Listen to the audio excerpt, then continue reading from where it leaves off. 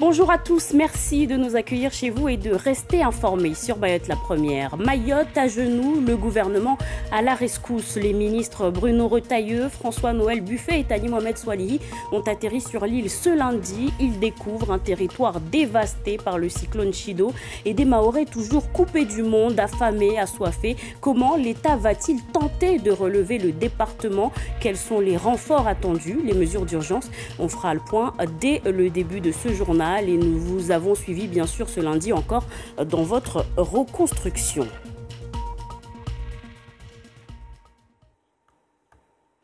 Deux jours après le passage du cyclone le plus destructeur qu'ont connu les Mahorais, l'État se rend au chevet de Mayotte. Élus et ministres ont foulé le sol mahorais vers midi. Le ministre de l'Intérieur, Bruno Retailleau, le ministre des Outre-mer, François-Noël Buffet, le secrétaire d'État à la francophonie et aux partenariats internationaux, Thani Mohamed Soilihi, ainsi que la députée Estelle Youssoufa, alors que le préfet a annoncé hier soir des centaines, voire quelques milliers de morts, des centaines de renforts, tous secteurs confondus, sont attendus dans les prochains jours. Et pour faire un point, nous accueillons Raphaël Kahn. Bonjour Raphaël. Bonjour Anastasia, bonjour à tous. Quelles sont les dernières nouvelles? Eh bien, on sait qu'une réunion de crise sera présidée ce soir à partir de 20h, heure de Mayotte, par le président de la République Emmanuel Macron. Cette cellule de crise interministérielle qui se réunit 2 fois par jour pour faire un point sur la situation de l'île. Vous le disiez Anastasia, les ministres sont arrivés donc à Mayotte ce matin. Ils ont déjà pu faire une étape sur la situation lors de leur transit à La Réunion. L'une des étapes du pont aérien établi entre l'Hexagone et Mayotte. Face aux dégâts, c'est actuellement la course contre la montre pour essayer d'aider la population. Depuis hier, plusieurs avions militaires ont pu se poser. Des agents d'EDF sont arrivés avec leur matériel pour aider à rétablir le courant. Pour l'eau, des machines de potabilisation sont en route, les usines étant endommagées. Tout comme le centre hospitalier, une vingtaine de soignants et 3 tonnes de matériel médical sont arrivés hier, notamment pour monter un hôpital de campagne en soutien. Un navire de la Marine nationale est également en route avec à bord des vivres. Un deuxième bateau est attendu dans les prochains jours avec un hélicoptère. Au total, ce sont plus de 700 militaires de la sécurité civile, pompiers, soignants, experts du génie civil et même des sous-préfets qui arriveront à Mayotte d'ici mercredi pour aider l'île à se relever. Merci beaucoup Raphaël Kahn pour toutes ces précisions. Et en petite terre, dans ce chaos, certains ont eu la surprise de voir l'eau revenir dans leur robinet ce lundi. Je vous propose d'écouter ces quelques réactions d'habitants recueillies par Mathilde Debril et Shafika Salimoukou. Alors, j'ai dû attendre 1 heure et quelques. Bon. Voilà. Ça, tu vas devoir le refaire encore Oui, je vais faire un petit tour encore, mais bon, là, je commence à épuiser, il fait très chaud. Et puis voilà, donc déjà il n'y a plus d'arbres, hein, donc c'est normal qu'il y ait plus de chaleur. Donc on attend une action du gouvernement. Je vais revenir dans une vingtaine de minutes. Ah ouais. Le temps que je décharge. Ouais, tu fais vraiment des gros stocks, quoi. Voilà, c'est ça. Et vous l'aurez compris, c'est plutôt les habitants qui ont réussi à avoir des bouteilles d'eau après des heures et des heures d'attente. Et en petite terre, la situation reste critique comme dans tout Mayotte. On fait le point avec Chafanti Alibako devant la caméra de Chafion Madi. 2 jours après le passage de Chido, le paysage en petite terre reste apocalyptique à l'image du collège de l'abattoir que vous voyez derrière moi. Ici, depuis hier, on se réveille avec le bruit des marteaux, des tronçonneuses. Les habitants solidaires tentent de réparer ce qui peut l'être. Mais de nombreuses maisons restent éventrées. Des routes sont inaccessibles, bloquées par des arbres, de la tôle et d'autres encombrants. Les barges ici n'assurent la traversée que pour les urgences. La petite terre est coupée du monde, car ici même le réseau téléphonique nous fait défaut, notamment pour certains opérateurs et certaines zones. On n'a pas accès aux informations.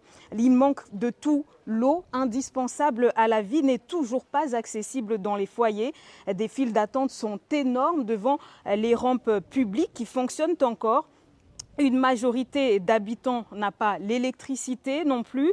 La plupart des poteaux électriques sont à terre, les câbles sectionnés. J'ai croisé un agent EDM qui était sidéré par l'ampleur des dégâts, se demandant combien de temps il faudra pour réparer tout ça, car les denrées alimentaires stockées dans les frigidaires vont être perdues d'ici peu. C'est donc une course contre la montre qui est entamée ici, où la population doit tenir le plus longtemps possible. Raphaël, est-ce qu'on sait quand est-ce que l'eau sera de retour dans les robinets ? Eh bien, pour le moment, la situation est encore assez incertaine. Le préfet l'avait annoncé hier. Les 4 usines de potabilisation sont endommagées. On sait que l'usine de Louroveni a déjà pu commencer à refonctionner. En revanche, du coup, 4 machines de potabilisation, on le disait, sont en route. Des machines qui ont une capacité de 300 mètres cubes d'eau par jour, ce qui reste encore loin d'être suffisant pour réalimenter l'ensemble de l'île, qui a une consommation d'eau de 40 000 mètres cubes d'eau par jour. Ce rétablissement de l'eau étant crucial pour des raisons notamment d'hygiène et de salubrité. Merci beaucoup Raphaël, et on retourne en Petite Terre car c'est là-bas que les rafales de vent les plus fortes ont été enregistrées, jusqu'à 226 km/h. Si les autorités n'ont pas établi de nouveaux bilans, plusieurs morts auraient été constatées, notamment dans le quartier précaire La Vigie. C'est toute la Petite Terre qui s'est réveillée sous le choc. Shafika Salimoukou, Chafion Madi. Maisons éventrées, des tôles envolées. Chido est bien parti, mais le traumatisme est là. Cette mère de famille a eu quelques secondes pour protéger les siens. Et j'ai jamais vu comme ça. C'est la première fois que j'ai vécu comme ça. Mais on est là grâce à Allah, Dieu merci. Je suis sauvée, c'est le principe. Au moment que j'ai attendu les éclats déjà, j'étais obligée de partir de l'autre porte du derrière. Mes voisins à côté m'ont appelé pour rentrer chez eux. J'étais obligée de ramener mes enfants à rentrer là-bas, jusqu'à finir à aller dormir à la mosquée le soir, parce que déjà, c'est ma voisine, il y avait beaucoup de monde. Dans cet autre quartier de l'abattoir, cette habitante reconnaît avoir sous-estimé le phénomène, un comportement qui a failli lui coûter la vie, ainsi que celle de ses proches. On n'a pas vu, on est resté sous cette table, sous les vents forts. On s'est réfugié sous cette table. À La Vigie, la vision est apocalyptique. Les collines donnent l'impression d'avoir été soufflées par une bombe. Et pour ne pas dormir à la belle étoile, les habitants reconstruisent. Là, je suis en train de remonter l'étole, d'arranger notre banga pour pouvoir y entrer. J'ignore si j'aurai les moyens d'en acheter d'autres. On fait avec ce que l'on a. Démunis, perdus, traumatisés, les victimes de Chido ignorent ou demander de l'aide puisque personne n'est épargné. Le cyclone a en effet mis quasiment tout le monde à terre. C'est donc un lundi exceptionnel pour les Mahorais, les entreprises, les magasins. Quasiment tous les rideaux sont baissés. Au réveil, beaucoup cherchaient à s'approvisionner en espèces, notamment pour pouvoir faire des achats dans le peu de magasins ouverts. Si certains ont été chanceux, d'autres sont malheureusement repartis bredouilles. Je vous propose d'écouter ces quelques réactions recueillies par Nadia Ali et Charles de Quillac dans le quartier des Hauts-Vallons. Je suis venu prendre un petit peu d'argent, acheter un petit peu de riz, un petit peu comme tout le monde. J'en ai pas trop chez moi et les TPE, bien sûr, comme tout ce qui est informatique ne marche pas. Donc il faut tout est paiement en liquide. Je pensais qu'on peut trouver des sous ici, mais là finalement, c'est fermé complètement. J'ai beau essayer, ça ne marche pas. Et là, j'ai vraiment besoin d'argent là pour pouvoir effectuer mes achats. Parce que là, on est vraiment en crise et j'ai besoin de liquide. Aux archives départementales de Mayotte, les employés ont profité de ce lundi pour se rendre sur leur lieu de travail et constater les dégâts. Fort heureusement, l'histoire de Mayotte est toujours là. On fait le point avec Insa de Ngizijou, responsable de la communication aux archives départementales de Mayotte. Il est au micro de Youssouf Ahmed Matoir et Ivana Navion. Je suis venu justement pour prendre la température des dégâts au niveau du travail.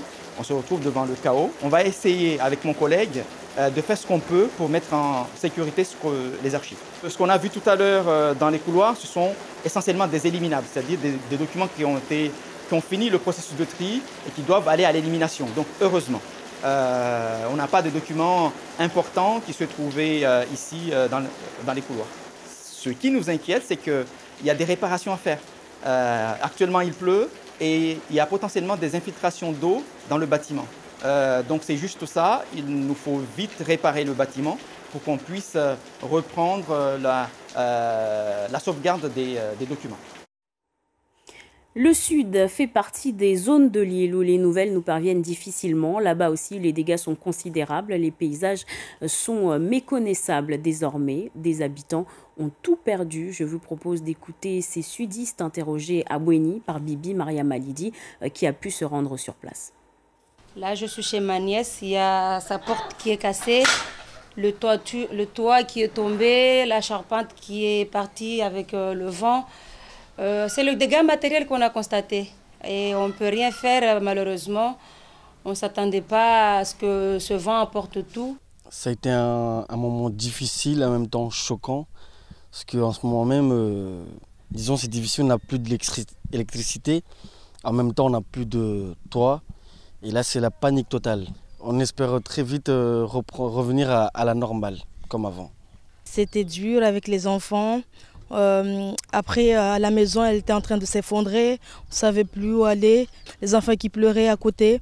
Et nous-mêmes, on n'a jamais vu ça. C'était une première, c'était inédit. Donc la panique, le stress, en sachant qu'on ne pouvait pas sortir ni aller voir la maison d'à côté, si on pouvait justement être tous ensemble. Je propose maintenant de voir cette image qui témoigne de la détresse des habitants et de cette attente insoutenable. Beaucoup sont à la recherche du précieux liquide, de l'essence partout dans les stations. À Mayotte, des files d'attente se créent. Les habitants espèrent voir ouvrir les stations pour pouvoir se ravitailler et rejoindre leur famille dans les 4 coins de l'île pour espérer avoir des nouvelles. On rappelle que jusqu'alors, les réseaux téléphoniques, mobiles et Internet ne sont toujours pas rétablis. Et en attendant un retour à la normale, les familles à La Réunion, comme dans l'Hexagone, sont dans l'angoisse. Comment vont leurs proches, leurs maisons ont-elles tenu? Des questions qui restent sans réponse. L'attente, je vous le disais, est insoutenable. Reportage à La Réunion d'Henri-Claude Elma. Oui, bonjour. Comment tu vas, mon frère? Après 2 jours sans nouvelles, Tarata joint enfin son frère. Ah, c'est vrai à ce point. Le sourire laisse rapidement place à l'inquiétude. Les 12 ans que j'ai fait à La Réunion, tous les cyclones que j'ai vus, celui-là, il est sans égal. Franchement, tous les poteaux, il n'y a plus de courant, il n'y a plus d'eau, tout est fermé. C'est une zone de guerre, on a l'impression que c'est vraiment la fin du monde. Tout est fini, tout est au sol, mais vraiment, il n'y a plus rien qui tient. Les routes sont bloquées par les arbres qui sont tombés, les services techniques, ils n'arrivent même pas à déblayer les routes. Des maisons faites de parpaings en dur, il y en a qui se sont effondrées. C'est incroyable là. Mais au niveau des habitats, il y a beaucoup de logements. Toutes les maisons en tôle, il n'y en a aucune qui a résisté. J'ai vu le toit de la gendarmerie s'envoler comme des feuilles de papier. Tu voyais des frigos qui volaient, mais comme si c'était des jouets quoi. J'ai jamais, franchement, c'est incroyable, on ne peut pas penser qu'elle est arrivée comme ça. Je pense que les autorités ont sous-estimé la gravité du cyclone qui allait passer à Mayotte. On a été surpris, tout le monde a été surpris, je pense. Les dégâts matériels sont importants, le bilan humain risque d'être dramatique. Pour le moment, non, mais j'ai eu connaissance qu'il y a eu déjà une bonne dizaine de personnes décédées. Mais au sein de ma famille, pour l'instant, je n'ai pas de nouvelles de ma famille. Comme Tarota, sans nouvelles de ses 2 enfants partis vendredi en vacances chez leur tante. Je suis très inquiète, ça fait 2 jours là, je dors mais sans dormir. De ne pas avoir les nouvelles de mes enfants en plus et de maman et tout, je suis vraiment frustrée. C'est normal, toutes les antennes, tous les poteaux électriques, réseaux téléphoniques sont au sol là. Je pense qu'on n'aura pas de communication avant 3-4 jours et encore. On est à Mayotte, on sait que tout est lent ici. Pour ajouter au chaos, le pillage des commerces a commencé. Lui a les yeux rougis aussi par le manque de sommeil. Daoud Chadouli n'a plus de nouvelles de sa femme et de ses 5 enfants depuis hier midi. On demande à Dieu pour aider les gens qui sont loin là, parce que c'était grave. Lors du dernier appel, il lui a fallu tenter de rassurer ses enfants et leur donner des conseils. S'il y a un voisin qui vient là pour demander, viens chez vous, chez moi, allô vas-y, il ne faut pas rester là. Entre ces voisins, il vaut mieux vous rester en groupe. faut pas rester tout seul avec son mari, il a un enfant là. Daou Chadouli est d'autant plus inquiet que sa maison n'est pas en dur et pas solide selon lui. Et cette information, en bref, on apprend également que 150 sapeurs-pompiers et sapeurs-sauveteurs de toute l'île de France viennent d'atterrir à l'aéroport Roland-Garros de La Réunion. Leur mission, l'ouverture des routes et l'assistance à la population de Mayotte. La durée de leur mission sera de 15 jours à Mayotte. Ils devraient décoller très prochainement par avion militaire. Le jour et l'heure de leur arrivée ne sont pas encore connus. Et sachez qu'en Petite Terre, les habitants ont bien vu l'eau revenir dans leur robinet ce matin. Voilà, c'était tout pour cette édition exceptionnelle consacrée au cyclone Chido. Au jour d'après, on se retrouve tout au long de la journée dans nos différentes éditions pour suivre notamment l'arrivée des ministres à Mayotte. Bel après-midi, à tout à l'heure.